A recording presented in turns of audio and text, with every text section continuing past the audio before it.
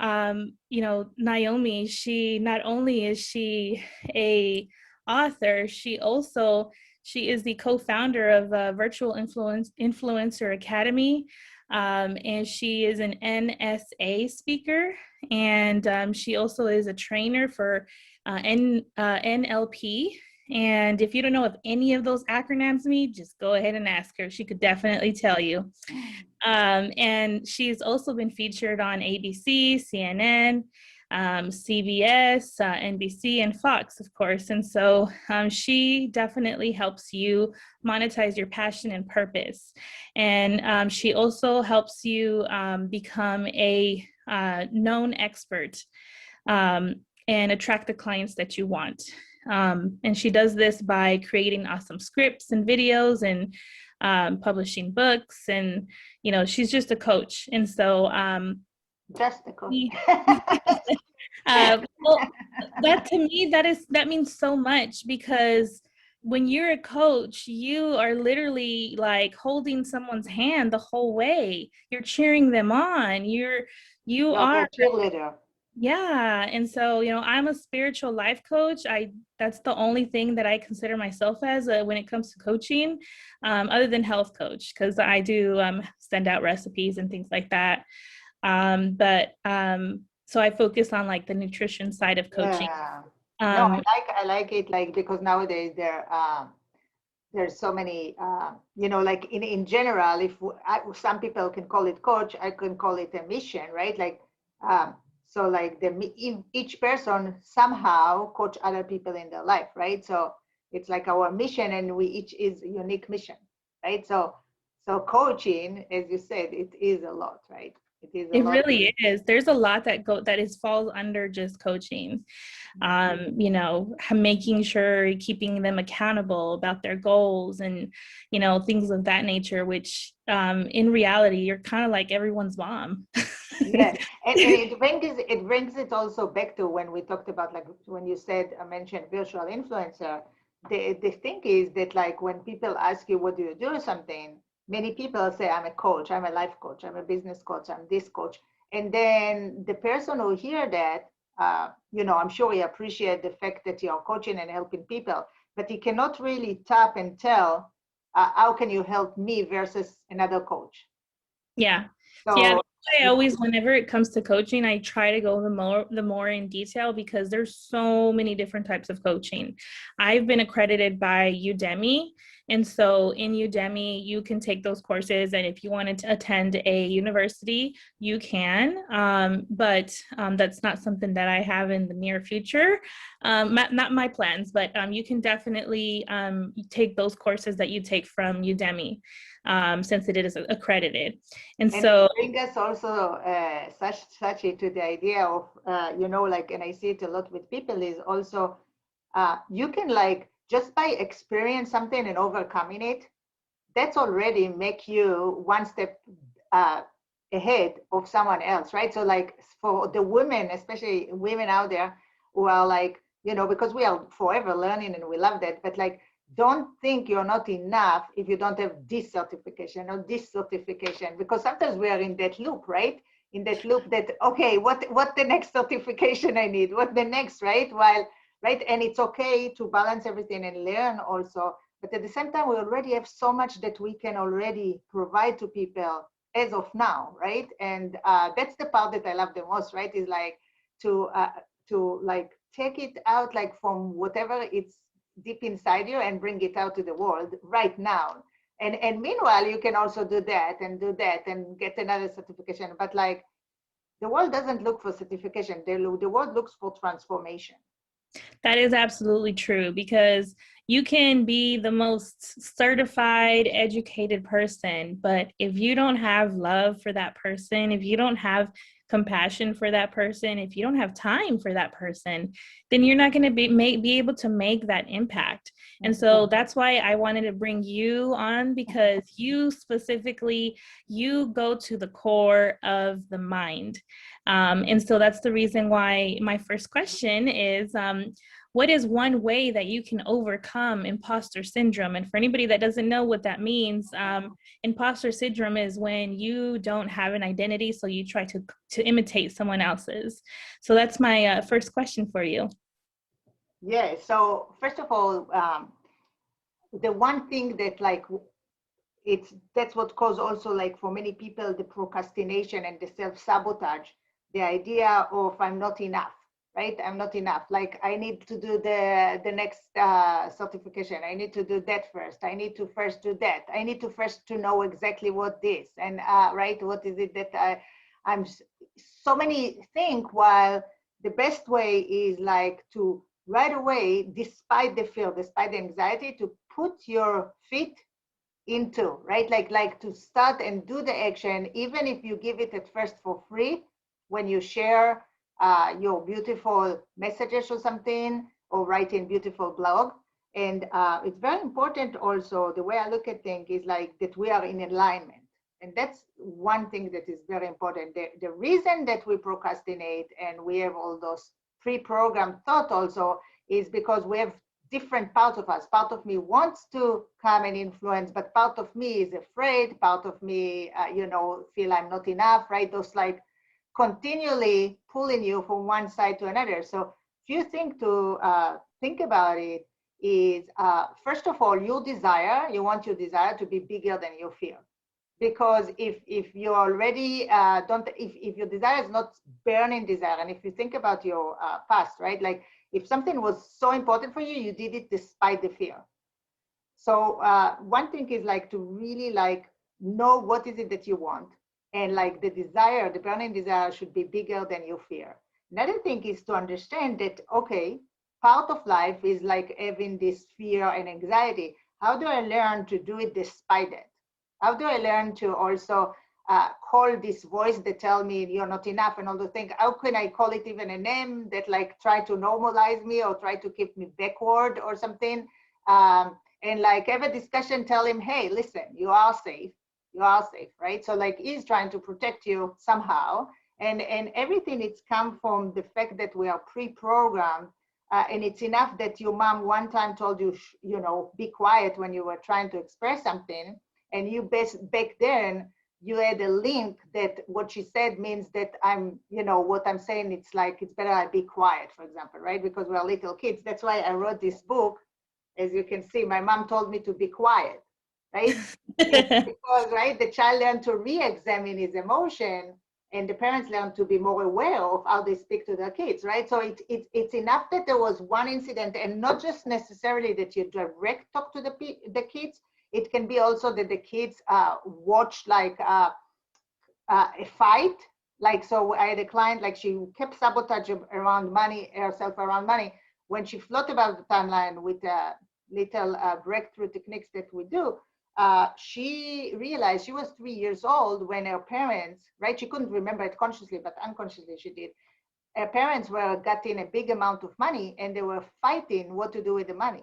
So at that moment, she decided money is rotten, money brings war, money might, sabotage their marriage and things like that. And it's there, right? It's like a wound in her body and in her mind, and she doesn't realize why she acts certain ways. So it's very important to first of all awareness, right? Like to know, okay, maybe I'm a little bit by my mind a little bit screwed up or something, right? Because I'm pre-programmed. So understand, be aware, not to live with that. Like understand, okay, and also understand that staying at your comfort zone just because you are afraid to stretch is not going to be less painful.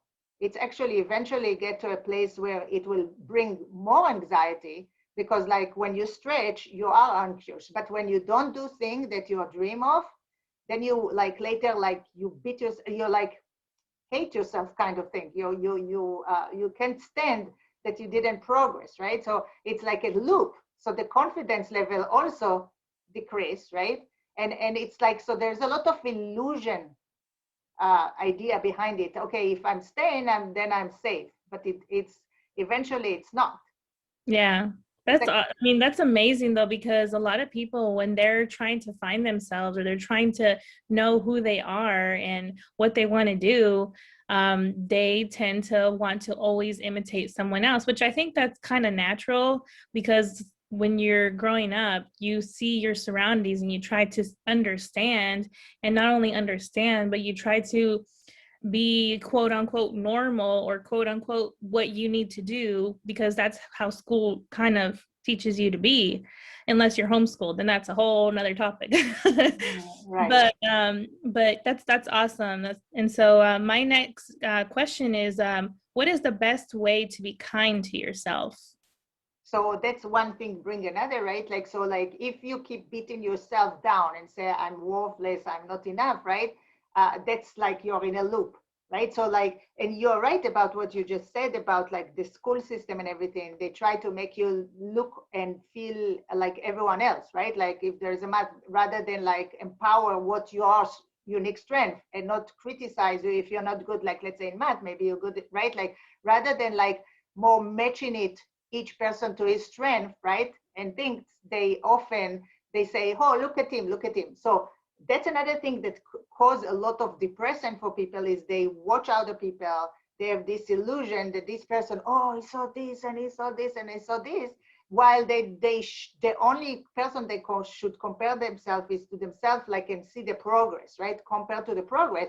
Still, there is something that in Judaism we say like book jealousy, not the bad jealousy that like you want and you don't want someone else, or you want like more material. It's like the book jealousy is to, in Hebrew, it's like kinat sofrim. It's you look at someone who does something that inspire you and you say, oh, I want to aspire too. So it's kind of like trigger something in you that it's make you stretch in a good way.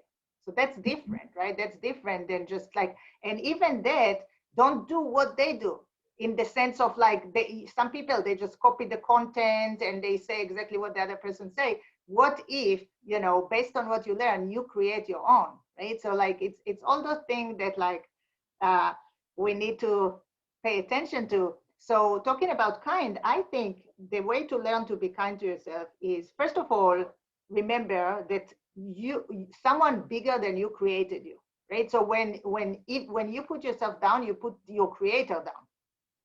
Okay, so it's one thing if you take everything for learning and say, oh, I did a mistake, I want to correct and do better, right? That's another thing. And so the way in my opinion is like a person needs to learn to be proactive. So we are triggered machine. So when something triggers us, right? Like even like ourselves, when we like all of a sudden find ourselves another day we didn't do anything or something, so we right away will beat ourselves down. But what if we look at ourselves in like kind of like without judgment, right? Just looking at our pattern, looking at our emotion, and just looking at that and staring them and say, why do I keep seeing the same movie over and over again? What is it that for me to learn? And how can I become more proactive about it? So the kindness is also with learning, right? Like learn from everything and like seeing it in proactive way. So I think that's the best way, rather than just like affirmation, say, oh, I'm, because you don't want also to victimize the person too much, right? Like sometimes people victimize themselves. So So true though, because so many people, they don't know how to be a victor instead of a victim. It's a process. I think once you truly seek healing, I think that's when your mindset kind of shifts to a victor mentality instead of a victim. But there's so many people that I've noticed that when something goes wrong, they blame everybody but themselves. yeah, And I yeah, mean, certain circumstances, they couldn't, it was probably like beyond their control. But the majority of adults, like grown adults that know better, I mean, like to me, it's just kind of like, yes, you might have been a victim, but there's so many ways for you to avoid what happened, or certain situations that you yourself put yourself in. And so I think it's a very like I think it comes down to habits, learning good habits, having, quality people around you, having people who are going to uplift you and help you in your journey, and instead of pull you down to their level. I'm not saying to not associate you with every, certain people, but there's certain people that might be, I can't remember, I'll never forget this sermon that I remember seeing, and it was like, you are where you are for a reason, a season, and a person. Mhm. And so when they told me that, I was like, wow, that is so true, because I've met so many people. I've been in so many different situations. I've been in so many places. And that, I think that's really, really true, because you choose who to keep around you. And so I think that definitely can affect how you are to yourself and how you can be kind to yourself. And If the there is people, also, right? And what you just said, right? And there's always someone who you can still help him, right? Some people think, oh, who can I help? No, don't like underestimate. And I think being kinder is like understand, realize there's someone who is in more misery than you. How can I help him?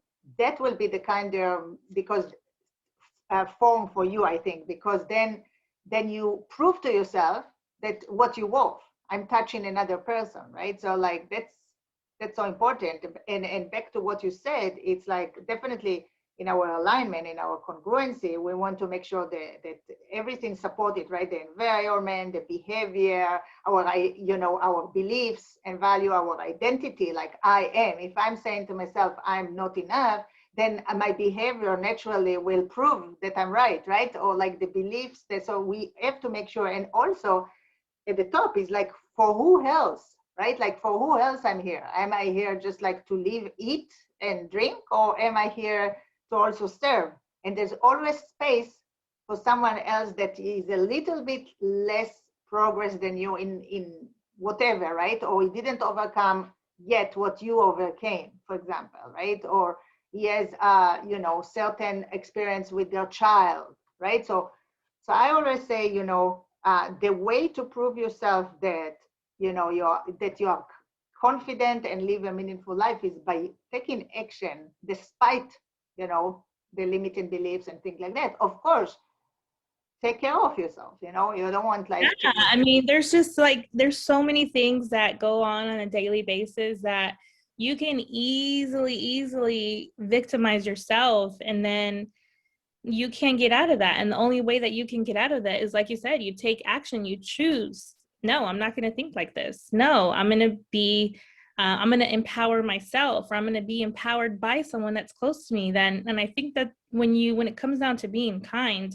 it really boils down to who, the words that have been spoken around you and the words that you speak to yourself, and I'm a big affirmations person. Like literally I have them like on like my calendar, because I do have a calendar, because I love organization, and because that's really a little tip for everyone out there. If you don't have a calendar, you should.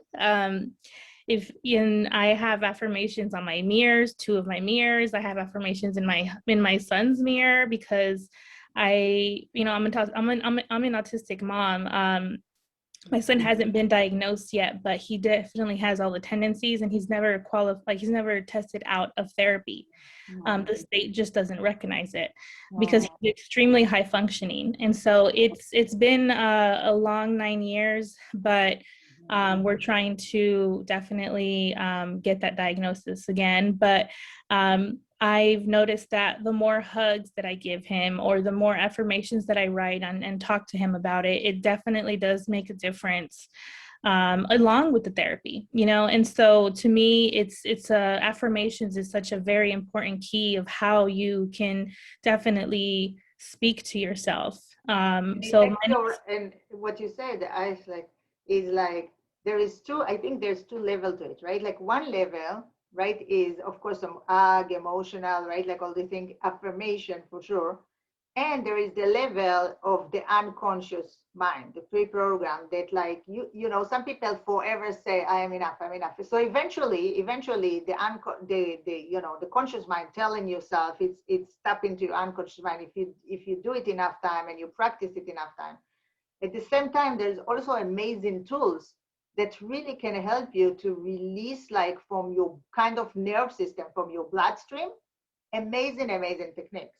So like when like talking about limiting beliefs, for example, you can like bring up a certain picture that is of your whatever stored as a limited in your brain, and you practically through a process on the unconscious level can bring it to be stored in a different place in your brain, where first it's no longer true, and then the opposite is absolutely true, just like the sun is rising tomorrow. Right, so I'm not going to go through too much like explaining how we do, but like there are ways to suffer less. Okay, so like there are ways to Yeah, like for sure. right break through this free program, right, and the fighting with it every day. There are some amazing tools that can release so much thing, like talking about, like, for example, there's one called part integration, where like if you are internally conflicted, as I told you, like you would go one step forward, two step backward, right? Because you always like freak yourself out or something. So, and if parts of you wants to make money, but part of you is like money is rotten, let me tell you, there is a contradiction here, right? So there is amazing thing to integrate the parts that you formed when you were little kids to protect yourself. So those parts that you have, they try to protect yourself. The thing is that they detach the behavior from the higher intention. They forgot what is the intention, so they act in a behavior that totally limited you. Totally limited you. Yeah, for So, sure, right? because there's just like, there's so many cases where you can definitely put yourself, or you think about something and you focus on that and you put all your energy in that memory, you put all that energy in that person, and it can definitely cause some issues. So my next question is, who in your life taught you the most? Who in my life? So I think two things, like if we talk about human being, is my parents. I learned a lot from them. They were a good role model. Of course, everybody does mistakes, no matter what, we'll do our best. But like I saw with my parents, I saw a lot of devotion, and how they follow the values. So like no TV at home, very appreciate education, like a lot of like doing things together, play games together, very open, like in the sense like friends would come in and out, like very social in that sense. Importance of nutrition, and very devoted parents, like outdoor, like let's go for a walk. Also good values, like don't envy people who are jealous, all the things from the time we were little kids. So I admire them. In my case, I know that we are supposed to always bring like a traumatic story from our parents' house, but also let me tell you, I see a lot of light, but that's my tendency in general. Like my tendency is to see a lot of light in people rather than the screwed out part. And then Yeah, I mean that's awesome though, because so many people, like, I mean, I could name a lot of instances of my parents that they've taught me certain actions, certain inaction, but like you, I like to focus on the good parts, the good memories, and because as long as you had more good memories than bad memories, then I think you can definitely learn how to evolve and renew your mind, and try not to focus on those bad memories and focus on the good qualities and the and good. and non underestimate, God forbid, people who, God forbid, were abused by the parents. We don't talk about those extreme scenario. At the same time, like if we have like if we really have a strong belief in something bigger than us, then we understand that life is happen for us in a way. So like, and the question is, like, sometimes people even say that before we even come to this world, we see the movie and we still are asked, do you still choose those parents? Do you still choose to come to this world and like grow somehow? But we forget that, right? So it's like our energy. So it's, again, it depends on what is the system of our beliefs, right? Like our paradigm, right? Like, so if someone believes, no, I didn't choose it, or like, right, or something like that, or they don't believe in those think, maybe they don't, or they, so it really depends on your belief system too. And also what helped me a lot, and I learned a lot from, is the Bible, right? So like you look at like King David and the stories and all those, like Joseph, you're like admiring the story, you go like, wow. they went through hell, some of them, you know, like think about it, King David was constantly had to run away from his own son sometimes. And, you know, but he has like this deep faith. And then if you look at Joseph, you know, he's like, they were on mission, you know, they were on mission. So like, no matter what, hold them back, they will continually, they knew what is their kind of role in the world. And they were like, you know, they were like seeing that. That's We're like, they had laser focus of yes, completing a mission, of completing what God told them to do. And you know, that's awesome that you always, you know, my mom's an ordained minister, and so a lot of what I've learned, and you know, speaking about the good and bad moments, you can learn from those bad moments to not do them and repeat that, you know, in your kids or in your life. And so, you know, so many people, they look at their life and they say, you know, what have I learned? What have I learned? If so that's my last question. If life was a lesson, what would it be? What would you be able to describe your whole life as a lesson with one word? For yeah, everyone, different. yeah, right, right. For me, when you came to this question, like for me, it's faith, you know, because if you have a faith, okay, if you have a faith, then you never give up. You don't have despair because you have faith. You are willing to build a resilience. You're willing to build, become proactive because you have faith. You know, without faith, you know, I don't think anyone can survive without faith. And if they do, I have no idea how. so, so for me, faith is there.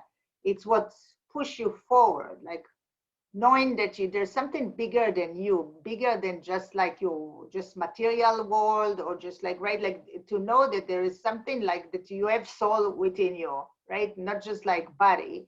And understand that, you know, you need to kind of like nurturing your soul too, you know, your body and soul and spirit and mind, right? So for me, faith is like the ultimate thing. If you have faith, then you have the kind of like the belief and the behavior eventually, and you would take the help to like unscrew your mind or to release some of those things that hold you back. You would do something about it. You will have a faith, you know. So for It's me, amazing though, because you know, when you really boil down to, you know, who are you, you know, the name of this room, by the way, whoever is watching this, we are on Clubhouse. You can find us. And you know, Naomi's handle is Naomi, and then it's Bareket. How do you say your last yeah, name? Naomi Bareket, perfect. Yeah, and so yeah, you can definitely find us on Clubhouse. My stage name, quote unquote, is Sachi Ice Queen, but my real name is Icelet Zeladon, and so you can just find me at Icelet Zeladon 1 on Clubhouse. And so, you know, this talk was, I think, such a important one, and you know, on my Amazon, because I've published a bunch of books already, which bunch is not really that much, but it's like 3. Yeah, which I'll show you them also, this book, The Deep Sea, right? That can help them too. See Yeah, the soul any and books find that you can, any books that you can show them to read, to know more about her and know about all of the wisdom and all of the golden nuggets, how they say, that she has. Definitely reach out to her. She's an author. Like I said, she's a bestseller, and so there's a reason that she's a bestseller, is because she has a lot of, she has words, in my opinion. Every time that I've talked to Naomi, the way that I could describe her is that she has words of life. And so she has the, you know, like just definitely so much wisdom and so much life in her that I can definitely see. And so I'm just thankful for her friendship. I'm thankful I'm that, thankful for you, Sachi. You know, like you're the one who like you see a lot of light in people and you bring people together and you give value to people, like by interviewing people, and give value to the people out there. I feel blessed. I feel blessed that we met, and definitely, you know, I want to encourage everybody to follow and buy your stuff and learn from you, because you know you're really pure. You know, you're pure. You come from all heart, all heart. As you said, love, honesty, right? It's all love. So, It's funny that you say that because, my mom, I asked her the same question the other day, if life could teach you a lesson, what would it be? She said love. And so I was like, huh, okay, that's cool. For me, I chose the word patience because oh, wow.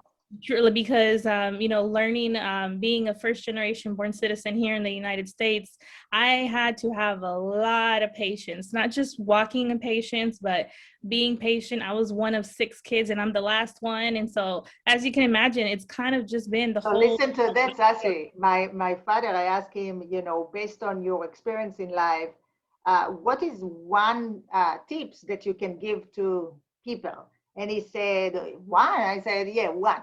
And he said, be patient, because he said, if you're not patient, even the best righteous person, right? The best one, or like the sweetest, goodest, kindest person, it will fail because it will be, it will be reactive. It won't be patient, and it might be reactive and things like that.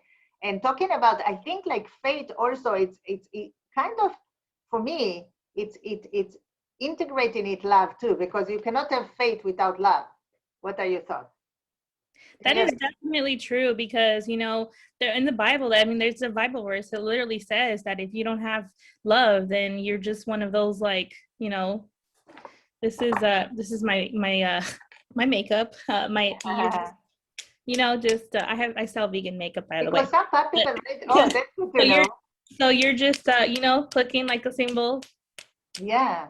You have impact, you have a voice and it makes sounds, but does it go deep? Like, does it And like. when you think about it, let me ask you, I'm sure there are people who have love but don't have faith, right?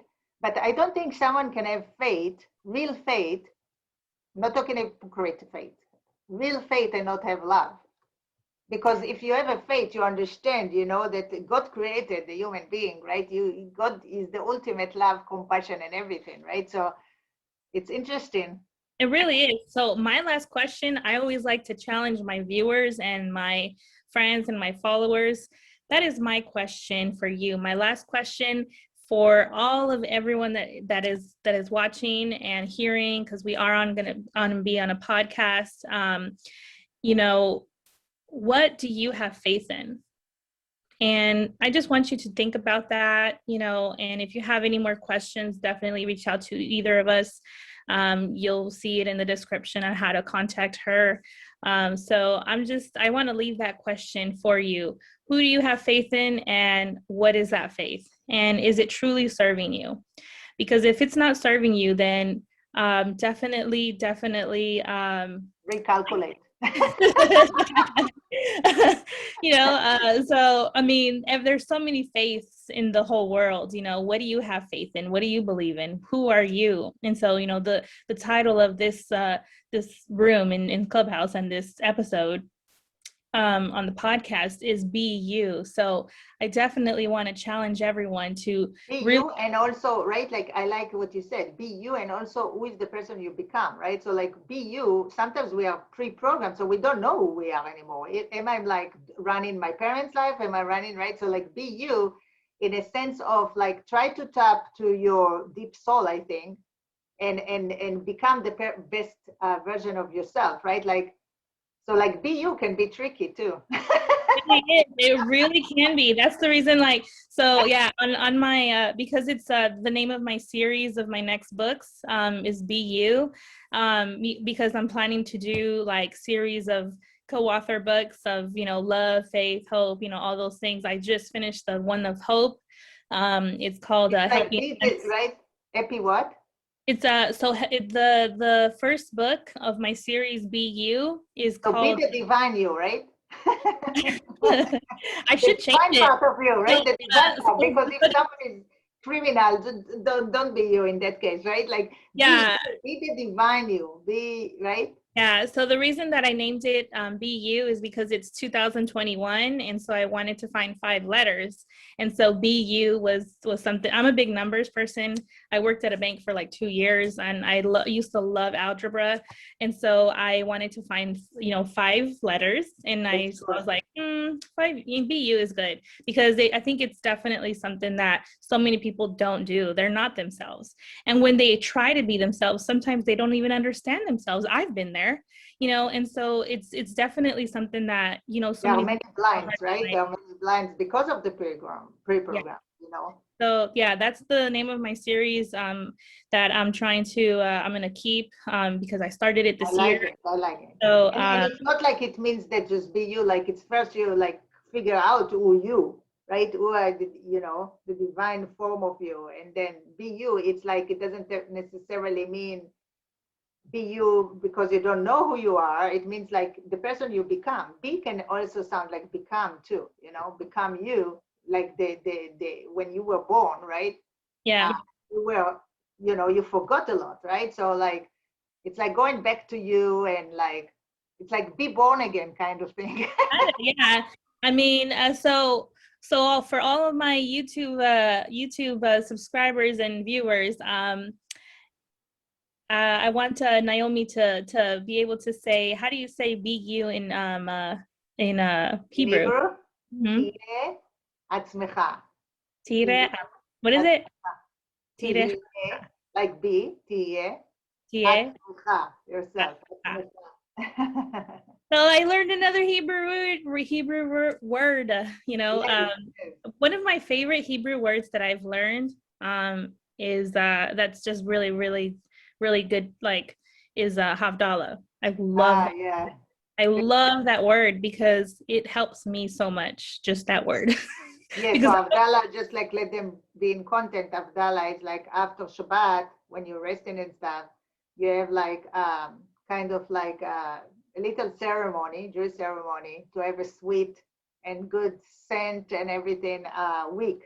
So we kind of Avdallah, Mavdilim, like distinguish between the holiness of Shabbat and the rest to like the part of you that you're during the week you are out there serving and so, that's my favorite Hebrew word that I've recently learned. Because I wow. mean, there's just so many, but that's the most recent one that I've just it's just been, you know, kind of in my mind, Havdalah, Havdalah, and I'm like, okay, it's a celebration all the time. Yes, yes, yes. So there's So so much to learn from you, Sachi. I think you know they will all enjoy learning, and yeah, definitely if they want to also follow me, Epili, and maybe you're gonna put like the different service that we give, like you know, like yeah, so you she can have. has a Facebook group. And so I'm going to leave the link of the Facebook group in the YouTube channel.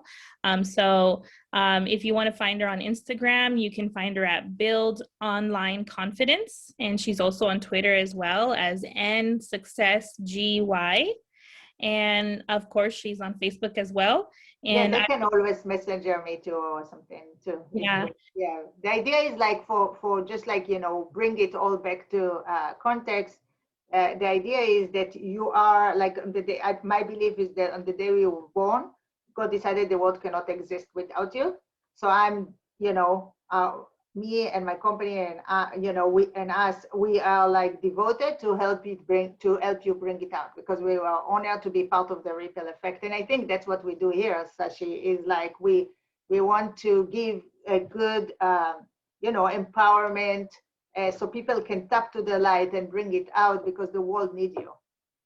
yeah, that's an awesome thing to say because so many people they don't feel needed, they don't feel like they have worth, they don't feel like they even nobody sees them, you know. And so I definitely want to definitely piggyback on that. You know, you are seen, you are loved, you are what God created you to be.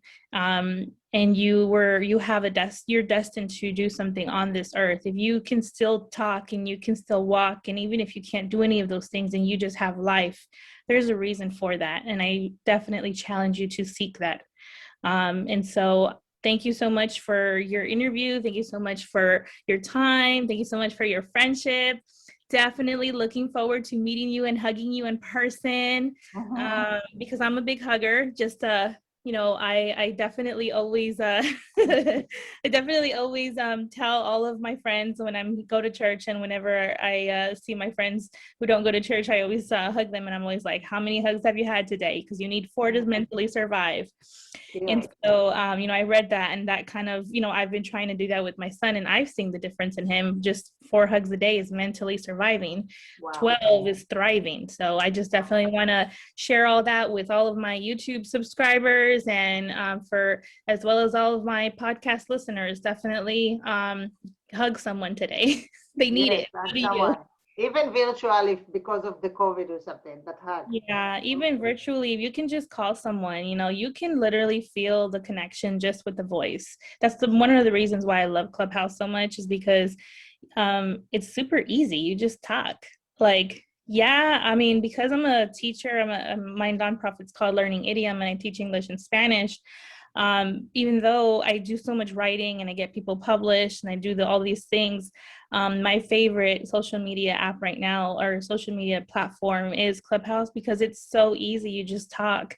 And to me, there's just so much noise around sometimes that you really do just need to talk. You need to talk to someone. You need to feel them. You need to connect them with them, And so that's one of my favorite platforms, because I moved this year to a different city in Arkansas, and I felt so disconnected. And so Clubhouse was like my outlet that I could keep a little bit of sanity. uh, so I'm just grateful for it. That's where we met.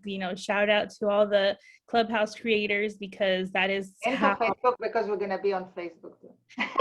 And to Zoom, to all of Anchor, Spotify, Google, Radio Public. This is going to be in a lot of different places, and including SoundCloud. And so this will be on my personal SoundCloud. I have one personal one, and I also have one for my nonprofit. So this one will be on my personal one again, because Naomi, I always feel like, is like my Jewish mom. So,